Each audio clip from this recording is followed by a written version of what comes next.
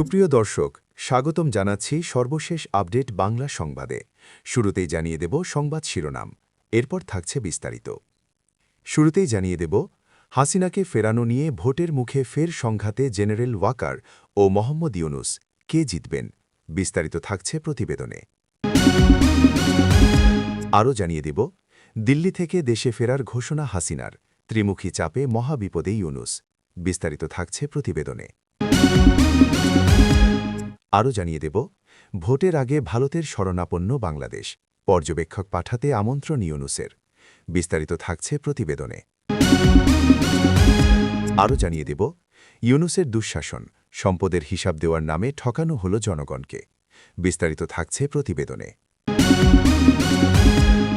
এবং সর্বশেষ জানিয়ে দেব, নোয়াখালীতে দাড়িপাল্লার প্রচারণায় বিএনপি সন্ত্রাসীদের হামলা, আহত 7। বিস্তারিত থাকছে প্রতিবেদনে।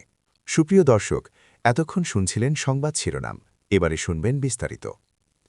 তার আগে ভিডিওটি ভালো লাগলে এবং সর্বশেষ আপডেট নিউজ পেতে চ্যানেলটি সাবস্ক্রাইব করুন। ধন্যবাদ। 2024 সালের 5 আগস্ট দিনটি বাংলাদেশের ইতিহাসে এক গুরুত্বপূর্ণ অধ্যায় হিসাবে লিপিবদ্ধ থাকবে। ওই দিন এক তথাকথিত গণ অভ্যুত্থানের মাধ্যমে নির্বাচিত আওয়ামী লীগ সরকারের পতন হয় এবং ক্ষমতাচ্যুত হন তৎকালীন প্রধানমন্ত্রী শেখ হাসিনা। এই গণ আন্দোলন বা অভ্যুত্থান যেভাবেই এ বিষয়কে দেখা হোক না কেন, এটা যে স্বতঃস্ফূর্ত ব্যাপার ছিল না, তা এখন দিনের আলোর মতো স্পষ্ট। বাংলাদেশের পরবর্তী অন্তর্বর্তীকালীন সরকারের প্রধান উপদেষ্টা মোহাম্মদ ইউনুস নিজেই ওই অভ্যুত্থানকে একটি মেটিকুলাস ডিজাইনের অঙ্গ হিসাবে তুলে ধরেছিলেন, অর্থাৎ এটি একটি গভীর পরিকল্পনার ফসল। আর এই গভীর পরিকল্পনাটি যে মার্কিন মূলকেই হয়েছিল, তাও আজ স্পষ্ট। যাই হোক, পরবর্তী সময় এটাও বোঝা গিয়েছে, বাংলাদেশের সেনাপ্রধান জেনারেল ওয়াকারুজ্জামান এই গণ অভ্যুত্থানকে প্রচ্ছন্ন মদত দিয়েছিলেন এবং এই অন্তর্বর্তীকালীন সরকার গঠনে মুখ্য ভূমিকা নিয়েছিলেন। যদিও এই সরকারের প্রধান হিসাবে মোহাম্মদ ইউনুসকে তিনি বসাতে পক্ষপাতী ছিলেন না, তবে আন্দোলনকারী ছাত্রদের দাবির কাছে নতি স্বীকার করতে হয়েছিল জেনারেল ওয়াকারকে। এরপর বহুবার বাংলাদেশের প্রধান উপদেষ্টা এবং বাংলাদেশের সেনাপ্রধানের মধ্যে বিবাদ প্রকাশে চলে এসেছে, কিন্তু এবার তাদের মধ্যে বিবাদ বেশ জটিল। বাংলাদেশের বহু আকাঙ্ক্ষিত জাতীয় সংসদ নির্বাচন আর খুব বেশি দেরি নেই। আগামী 12 ফেব্রুয়ারি হবে সংসদ নির্বাচন এবং একই সঙ্গে হবে গণভোট। মোহাম্মদ ইউনুস নিজে এবং তার সমর্থকরা গণভোটে হ্যাঁকে জেতাতে মরিয়া হয়ে উঠেছেন। বাংলাদেশের রাজনৈতিক ওয়াকিবহাল মহলের মতে, গণভোটে হ্যাঁ জয়যুক্ত হলে আগামী নির্বাচিত সংসদরা বাংলাদেশের সংবিধান সংশোধনকারী গণপরিষদের সদস্য হিসাবে বিবেচিত হবেন পরবর্তী 6 মাস পর্যন্ত। এর জন্য নির্বাচন পরবর্তী একটি জাতীয় সরকার গঠনের যাবতীয় তোড়জোড় চালিয়ে যাচ্ছে ইউনুস ও তার সঙ্গী জামাত এনসিপি। আওয়ামী লীগকে বাদ রেখে এই নির্বাচনে যাতে বিএনপি নিরঙ্কুশ সংখ্যাগরিষ্ঠতা না পায়, সেদিকেও চেষ্টা চালানো হচ্ছে বলে ওয়াকিবহাল মহলের ধারণা। তবে এই মুহূর্তে বাংলাদেশের আইনশৃঙ্খলা নিয়ন্ত্রণকারী মুখ্য সংস্থা হিসাবে বাংলাদেশ সেনাবাহিনী মাঠে নেমে কাজ করছে। ফলে মোহাম্মদ ইউনুস বোঝেন, এর জন্য সেনাবাহিনীকে নিজের নিয়ন্ত্রণে নিয়ে আসতে হবে। কিন্তু তার সামনে ঢাল হয়ে দাঁড়িয়ে আছেন স্বয়ং বাংলাদেশের সেনাপ্রধান জেনারেল ওয়াকারুজ্জামান। মোহাম্মদ ইউনুস বাংলাদেশের ক্ষমতায় আসার পর থেকে একমাত্র বাংলাদেশ সেনাবাহিনীতেই তিনি নিরঙ্কুশ নিয়ন্ত্রণ নিতে পারেননি। তিনি এবং তার দোসররা বেশ কয়েকবার চেষ্টা করেছিলেন জেনারেল ওয়াকারকে ক্ষমতাচ্যুত করতে সেনাবাহিনীর ভিতরে একটি কূ বা অভ্যুত্থান করানোর। সেই চেষ্টা বিফলে গিয়েছে। এবার ইউনুসের সামনে একটি অপ্রত্যাশিত সুযোগ এসেছে। জানা যাচ্ছে, চলতি বছরের 17 জানুয়ারি অবসর গ্রহণের আগে লেফটেন্যান্ট জেনারেল মিজানুর রহমান শামীম বাধ্যতামূলক ছুটিতে যাওয়ার পর চিফ অফ জেনারেল স্টাফ বা বাংলাদেশ সেনাবাহিনীর সিজিএস পদটি শূন্য হয়েছে। এখন ইউনুস সাহেব চাইছেন ওই পদে নিজের পছন্দের কাউকে বসিয়ে সেনাবাহিনীর মধ্যে নিজের নিয়ন্ত্রণ প্রতিষ্ঠা করতে। বাংলাদেশ সেনাবাহিনীর গঠনতন্ত্র অনুসারে এই সিজিএস পদটি ঠিক সেনাপ্রধানের নিচে। এদিকে আগামী 12 ফেব্রুয়ারি পদ্মাপাড়ে ত্রয়োদশ জাতীয় সংসদ নির্বাচন। যত সময় ঘনিয়ে আসছে, ততই তৎপরতা বাড়ছে অন্তর্বর্তীকালীন সরকারের প্রশাসনের। এদিকে বসে নেই আওয়ামী লীগও। তারা ভোটের মাঠে না থেকেও চর্চায় রয়েছে। দিল্লিতে আয়োজন হয়েছে সংবাদ সম্মেলন, যার রেশ প্রভাব আছড়ে পড়ছে ঢাকায়। এই পরিস্থিতিতে আদেও নির্বাচন হবে কিনা সেটা নিয়েও সংশয় তৈরি হয়েছে বিভিন্ন ক্ষেত্রে। এমনকি এই সংশয় প্রকাশ করেছেন হর্ষবর্ধন শ্রিংলা।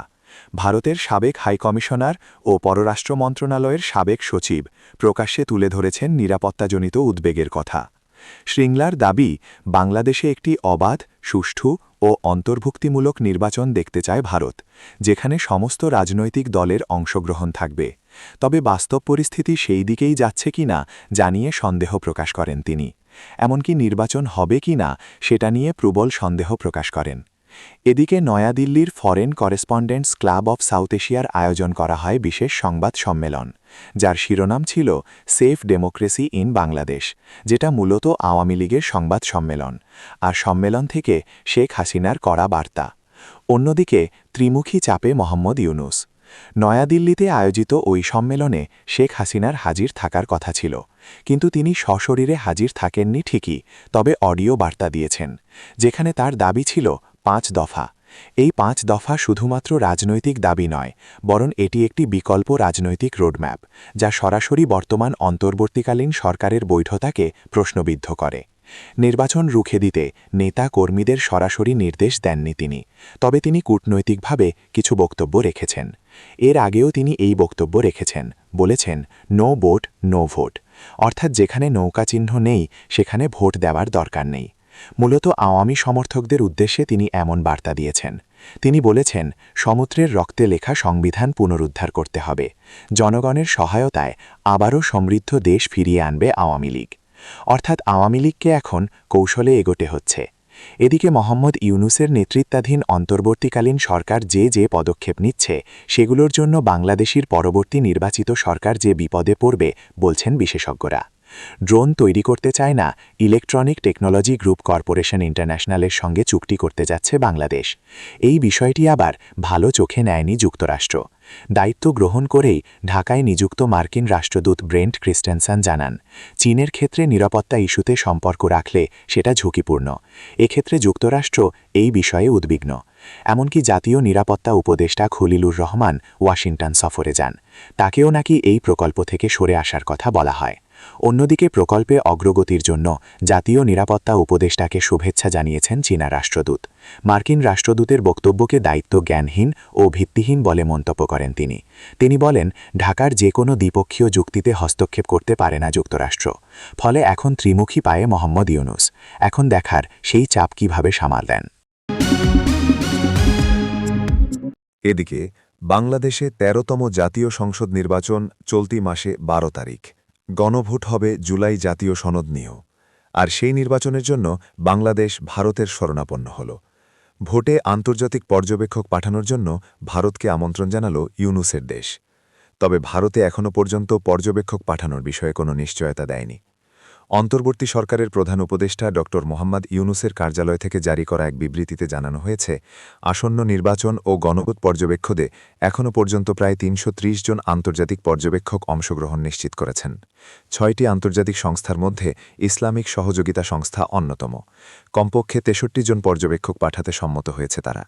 একই সঙ্গে ইউরোপীয় ইউনিয়ন, ১৬টি দেশ এবং বিভিন্ন বিশ্বব্যাপী সংস্থার সঙ্গে যুক্ত ৩২ জন ব্যক্তিগত পর্যবেক্ষকও অংশ নেবেন। বিবৃতিতে আরও বলা হয়েছে, এবারের আন্তর্জাতিক পর্যবেক্ষকের সংখ্যা ২০২৪ সালের ৭ জানুয়ারি অনুষ্ঠিত বিতর্কিত নির্বাচনের তুলনায় দ্বিগুণেরও বেশি হবে।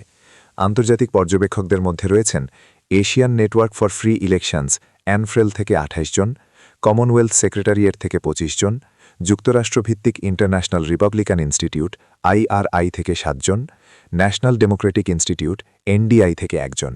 এছাড়া Voice for Justice, Democracy International, SNAS Africa, SAARC মানবাধিকার ফাউন্ডেশন এবং Polish Institute of International Affairs সহ বিভিন্ন সংস্থার সঙ্গে যুক্ত ৩২ জন পর্যবেক্ষক। আন্তর্জাতিক পর্যবেক্ষক সমন্বয়ের দায়িত্বে থাকা সিনিয়র সচিব লামিয়া মুর্শেদ বলেন, আমরা আশা করছি আন্তর্জাতিক পর্যবেক্ষকের সংখ্যা আরও বাড়বে, কারণ আমন্ত্রিত বেশ কয়েকটি দেশ এখনও তাদের প্রতিনিধিদের নাম নিশ্চিত করেনি। বাংলাদেশ, ভারত, নেপাল, অস্ট্রেলিয়া সহ আরও কয়েকটি দেশকে পর্যবেক্ষক পাঠানোর আমন্ত্রণ জানিয়েছে।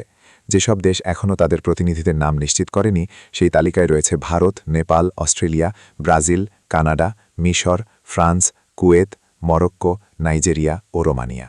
এবারের নির্বাচনে ৫০টিরও বেশি রাজনৈতিক দল ও নির্দল প্রার্থীসহ প্রায় ২,০০০ জন ৩০০টি সংসদীয় আসনে প্রতিদ্বন্দ্বিতা করছেন। সাধারণ নির্বাচনের পাশাপাশি একই দিনে জুলাই জাতীয় সনদ নিয়ে গণভোট অনুষ্ঠিত হবে বাংলাদেশে। এদিকে শান্তিতে নোবেলজয়ী মোহাম্মদ ইউনুসের নেতৃত্বাধীন অন্তর্বর্তী সরকারের আমলে দেশে লুটপাট ও দুর্নীতির ঘটনা ব্যাপক হারে বেড়েছে। সরকারের সর্বোচ্চ মহল থেকে বারবার ঘোষণা দেওয়া হলেও উপদেষ্টা পরিষদ তাদের সম্পদের বিবরণী প্রকাশ না করে জনগণকে এক প্রকার প্রতারিত করেছে বলে মন্তব্য করেছে ট্রান্সপারেন্সি ইন্টারন্যাশনাল বাংলাদেশ টিআইবি। সোমবার ২ ফেব্রুয়ারি ঢাকার ধানমন্ডি মাইডাস সেন্টারে আয়োজিত সংবাদ সম্মেলনে কর্তৃত্ববাদ পতন পরবর্তী ১.৫ বছর প্রত্যাশা ও প্রাপ্তি শীর্ষক গবেষণা প্রতিবেদন প্রকাশকালে টিআইবির নির্বাহী পরিচালক ইফতেখারুজ্জামান এসব তথ্য তুলে ধরেন।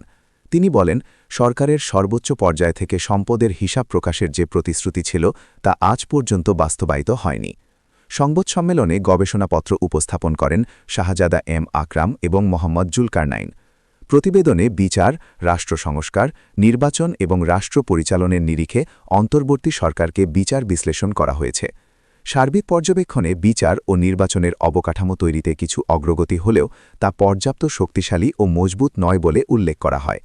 ইফতেখারুজ্জামান বলেন, রাষ্ট্র সংস্কারের ক্ষেত্রে যতটুকু মজবুত ভিত্তি প্রয়োজন ছিল ততটুকু হয়নি, যার ফলে ভবিষ্যতেও এই ভিত্তিটি আরও দুর্বল এবং ঝুঁকিপূর্ণ হওয়ার আশঙ্কা রয়ে গেছে। তার মতে, সরকার সংস্কারকে কেবল তাত্ত্বিক দৃষ্টিকোণ থেকে দেখেছে, কিন্তু বাস্তবায়নের পথে যে ঝুঁকিগুলো ছিল তা নিরসনের কার্যকর উপায় অনুসন্ধান করেনি। প্রতিবেদনে আরও বলা হয়, রাজনৈতিক দলগুলোর অনড় অবস্থানের কারণে জুলাই সনদ দুর্বল হয়েছে এবং জবাবদিহিমূলক শাসন ব্যবস্থা প্রতিষ্ঠায় বিভিন্ন সংস্কার কমিশনের সুপারিশের প্রতি বড় রাজনৈতিক দলগুলোর অনীহা দেখা গেছে। বিশেষ করে জুলাই সনদকে কেন্দ্র করে প্রস্তাবিত গণভোট নিয়ে দেশজুড়ে এক ধরনের বিভ্রান্তি ও দ্বিধা সৃষ্টি হয়েছে। বিচার বিভাগের সংস্কারে কিছু সাফল্য এলেও টিআইবি মনে করে বর্তমানে বিচার এবং প্রতিশোধের মধ্যে এক ধরনের একাকার অবস্থা তৈরি হয়েছে। বাস্তবে বিচার কতটুকু আর প্রতিশোধ কতটুকু সেই বিতর্কটি থেকেই যাচ্ছে। সুষ্ঠু নির্বাচন নিয়ে গভীর সংশয় প্রকাশ করে ড ইফতেখারুজ্জামান বলেন, বর্তমানে অর্থ, পেশিশক্তি এবং ধর্মের অপব্যবহারের প্রকট দৃষ্টান্ত দেখা যাচ্ছে। এর ফলে সমান প্রতিযোগিতার পরিবেশ নিশ্চিত করে কতটুকু সুষ্ঠু নির্বাচন সম্ভব হবে তা এখন বড় প্রশ্ন। প্রশাসনিক ও প্রাতিষ্ঠানিক ক্ষেত্রে উচ্চ পদস্থ কর্মকর্তাদের অপসারণের মাধ্যমে দলীয়করণ মুক্ত করার চেষ্টা করা হলেও ফল হয়েছে উল্টো। টিআইবির পর্যবেক্ষণ অনুযায়ী আগের একচেটিয়া প্রভাব থেকে বেরিয়ে প্রশাসন এখন ত্রিমুখী প্রভাবের কবলে পড়েছে। দেশের আর্থিক খাতের চিত্র বর্তমানে অত্যন্ত উদ্বেগজনক। প্রশাসনের বিভিন্ন স্তরে অনিয়ম এবং অসংলগ্ন ব্যয়ের কারণে সৃষ্ট আর্থিক ঘাটতি মেটাতে সরকার এখন বেপরোয়াভাবে ব্যাংক ঋণের ওপর নির্ভরশীল হয়ে পড়েছে। সরকারের উচ্চ পর্যায় থেকে রিজার্ভ পরিস্থিতি এবং ব্যাংকিং খাত স্বাভাবিক রয়েছে বলে প্রচার করা হলেও পর্দার আড়ালে ব্যাংক থেকে বিপুল অঙ্কের টাকা সরিয়ে নেওয়া হচ্ছে বলে অভিযোগ উঠেছে, যা সাধারণ মানুষের মাঝে তীব্র আতঙ্ক সৃষ্টি করেছে। রাজনৈতিক বিশ্লেষকরা মনে করছেন, টিআইবির এই প্রতিবেদনটি ইউনূস সরকারের স্বচ্ছতা ও সক্ষমতার ওপর এক বড় চাপেটাঘাত। সংস্কারের দোহাই দিয়ে দীর্ঘ ১.৫ বছর পার করলেও মাঠ পর্যায়ে দুর্নীতি ও লুটপাট বাড়তে থাকা এবং ব্যাংক খাত থেকে গোপনীয়ভাবে অর্থ সরিয়ে নেওয়া রাষ্ট্রকে এক গভীর অনিশ্চয়তার দিকে ঠেলে দিচ্ছে। এই পরিস্থিতি চলতে থাকলে দেশের আর্থিক ভিত্তি ধসে পড়ার পাশাপাশি জনরোষ তৈরি হওয়ার প্রবল আশঙ্কা রয়েছে। এদিকে নোয়াখালীর বেগমগঞ্জে দাড়িপাল্লা প্রতীকের নির্বাচনী প্রচারণায় হামলার ঘটনা ঘটেছে। এ হামলায় জামায়াত ও এনসিপির অন্তত ৭ নেতাকর্মী আহত হয়েছেন। জামায়াতের পক্ষ থেকে এ হামলার জন্য বিএনপির নেতাকর্মীদের দায়ী করা হয়েছে। বুধবার ৪ ফেব্রুয়ারি বিকেলে বেগমগঞ্জ উপজেলার আলাইয়ারপুর ইউনিয়নের ৬ নম্বর ওয়ার্ডের কাজীবাড়ির দরজায় এ ঘটনা ঘটে। হামলায় আহতরা হলেন এনসিপির জেলা জুলাই গণ অভ্যুত্থান ও মুক্তিযুদ্ধ বিষয়ক সম্পাদক হাবিবুল্লাহ ২৭, দাড়িপান্ন ধর্মী জাহিদ ১৯, হৃদয় ২৭, অনেক ১৯, অপূর্ব ১৯, সাইফ ১৮ ও নজরুল ইসলাম সাগর ২৫। আহতদের মধ্যে জাহিদকে গুরুতর অবস্থায় উন্নত চিকিৎসার জন্য ঢাকায় পাঠানো হয়েছে। আহতদের স্থানীয় বিভিন্ন হাসপাতাল ও ক্লিনিকে ভর্তি করা হয়েছে। প্রত্যক্ষদর্শী ও স্থানীয় সূত্রের বরাতে জানা গেছে, ১১ দলীয় জোট মনোনীত দাড়িপাল্লার জামায়াতের জেলা সেক্রেটারি বোরহানুদ্দিন প্রার্থী মাওলানা বোরহানুদ্দিনের পক্ষে গণসংযোগে যাওয়ার সময় স্থানীয় বিএনপির কয়েকজন নেতাকর্মী দেশীয় অস্ত্র নিয়ে হামলা চালায় বলে অভিযোগ উঠেছে। বেগমগঞ্জ উপজেলা জামায়াতের যুব বিভাগের সভাপতি জাকির হোসেন অভিযোগ করে বলেন, বিকেলে দাড়িপাল্লা প্রতীকের প্রচারণা চলাকালে বিএনপির কর্মীরা দেশীয় অস্ত্র নিয়ে অতর্কিত হামলা চালায়। এতে প্রচারণায় অংশ নেওয়া জামায়াত ও এনসিপির নেতাকর্মী আহত হন। নোয়াখালী জেলা জামায়াতের প্রচার বিভাগের দায়িত্বে থাকা ড বোরহানুদ্দিন ঢাকা পোস্টকে বলেন, ১১ দলীয় প্রার্থীর শান্তিপূর্ণ গণসংযোগে পরিকল্পিতভাবে হামলা চালানো হয়েছে। এতে আমাদের কয়েকজন নেতাকর্মী গুরুতর আহত হয়েছেন। আমরা এই ন্যাক্কারজনক ঘটনার তীব্র নিন্দা জানাই এবং দোষীদের দ্রুত শনাক্ত করে আইনের আওতায় আনার দাবি জানাচ্ছি। বেগমগঞ্জ মডেল থানার ভারপ্রাপ্ত কর্মকর্তা মোহাম্মদ শামসুজ্জামান ঢাকা পোস্টকে বলেন, খবর পেয়ে ঘটনাস্থলে পুলিশ পাঠানো হয়েছে। জামায়াতের পক্ষ থেকে লিখিত অভিযোগ দেওয়ার কথা রয়েছে। অভিযোগ পেলে আইনগত ব্যবস্থা নেওয়া হবে।